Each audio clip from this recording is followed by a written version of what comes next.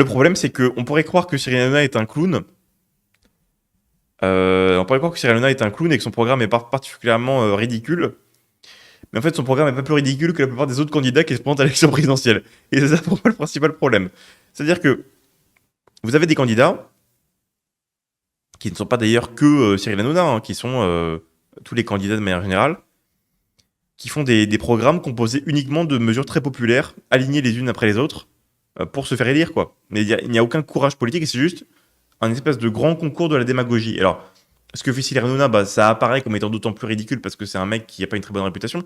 Mais je veux dire, vous regardez les programmes, je suis désolé, mais de Marine Le Pen, de Jean-Luc Mélenchon, du Parti Socialiste, des écolos, c'est à peu près la même chose, hein. C'est voilà, le concours de la démagogie. Alors, donc voilà, des mesures électrochocs pour le pouvoir d'achat. Donc voilà, salaire minimum entre 2200 et 2300 euros. Bah oui, pourquoi pas. Puis c'est très populaire comme mesure, hein, oui, donc très bien.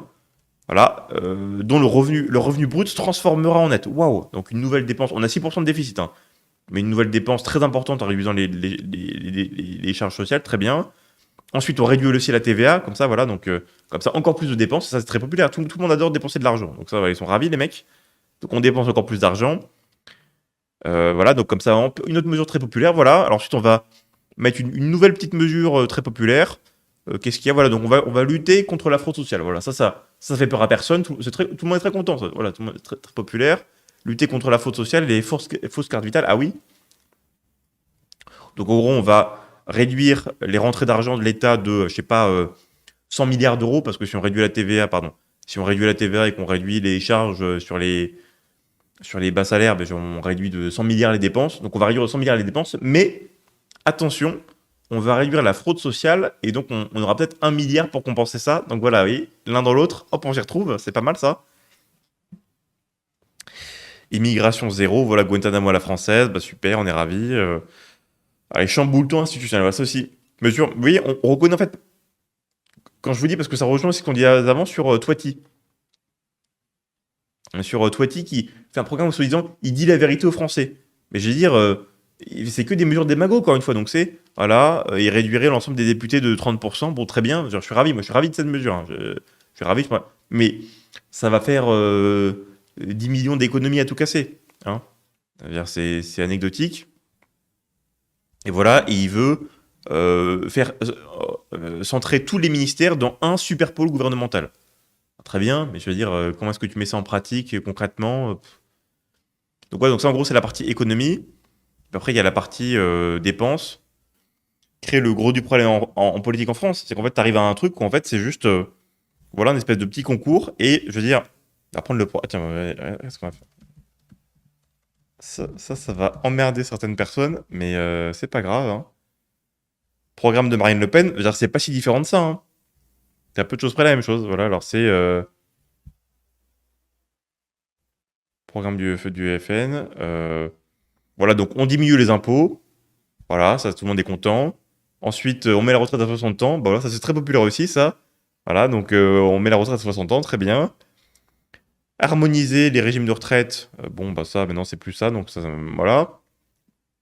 Revaloriser le minimum vieillesse.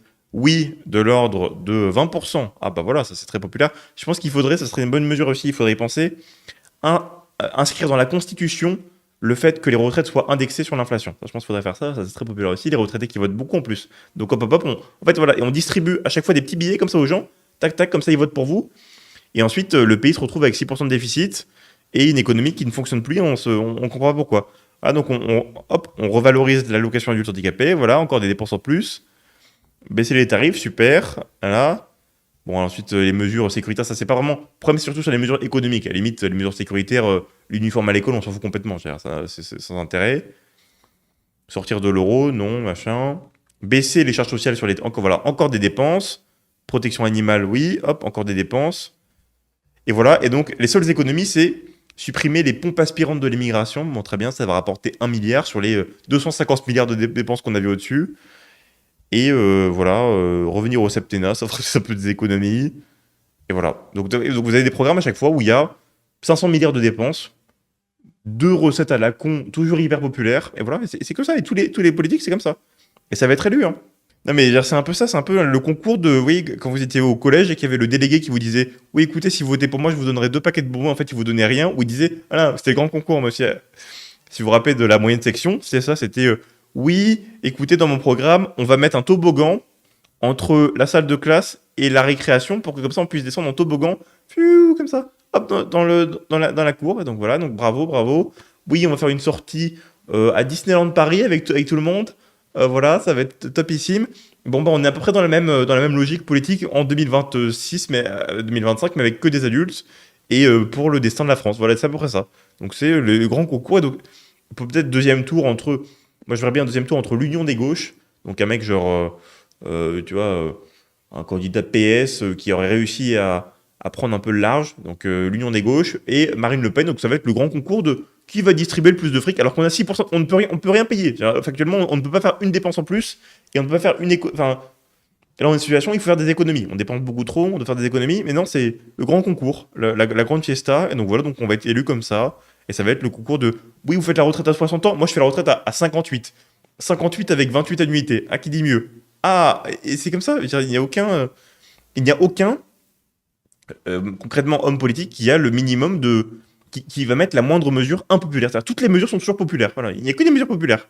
C'est facile, vous faites un petit programme. Je veux dire, n'importe qui peut faire son programme, hein. Moi aussi, je peux faire mon programme. Voilà, retraite à 60 ans, salaire minimum à 3 000 € par mois, congé payé pendant 6 mois entre le 1er avril et le 1er octobre. Tac, voilà, comme ça, on est tranquille. Voilà, enfin, dire, n'importe qui, n'importe quel gogo peut faire le même programme, mais est-ce que pour autant c'est comme ça qu'on gère un pays efficacement? Non. Et je pense que la candidature de Cyril Hanouna peut paraître comme une blague, mais il était crédité à 10% des intentions de vote, hein. Donc je veux dire, et puis les candidats autour de lui sont pas tellement. Je veux dire, en débat, il n'aurait pas été si ridicule que ça, hein. Les propositions sont dans la moyenne, hein. C'est moyenne, moyenne, moyenne du programme 2027, hein. Donc, non, donc je suis pas très optimiste pour la France en gros.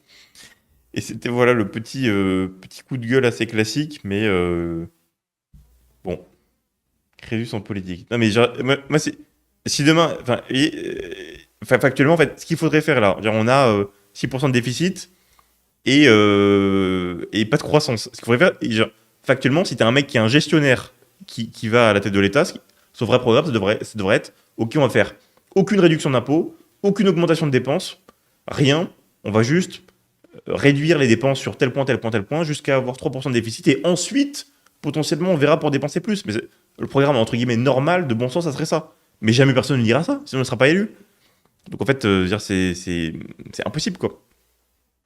C'est dans une situation où on a un pays qui a une telle inculture économique qu'on en revient à une élection de délégués d'enfants de 8 ans. Voilà, c'est à peu près ça. Après la présidentielle, c'est à peu près ça. Qui vote pour lui, des vrais teubés. Euh, faut baisser les impôts et baisser les dépenses. Mais non, tu ne peux pas baisser les impôts. On a 6% de déficit.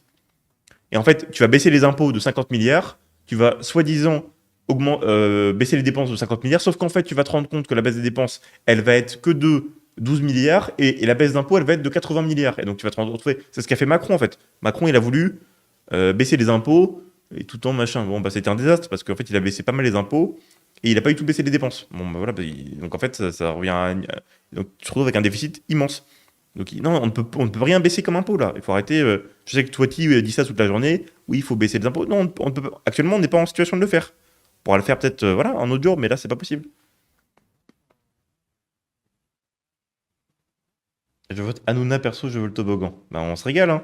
Moi, je veux la sortie à Disneyland Paris. À défaut d'avoir une économie qui fonctionne, on pourrait peut-être faire après le pass culture qui permettait d'acheter des mangas, on pourrait peut-être faire un pass sortie dans lequel vous avez le droit à un parc d'attractions une fois par an. On peut peut-être faire ça avec l'argent public. Qui a pensé? Proposition, ça je vais la noter dans mon programme, hein. Passe montagne russe. Chaque année, chaque personne entre 18 et 25 ans a le droit à un pass pour aller à Disneyland Paris.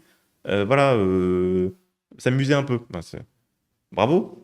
J'applaudis. Je peux peut-être être élu président de la République avec ça. Qu'est-ce que vous en pensez?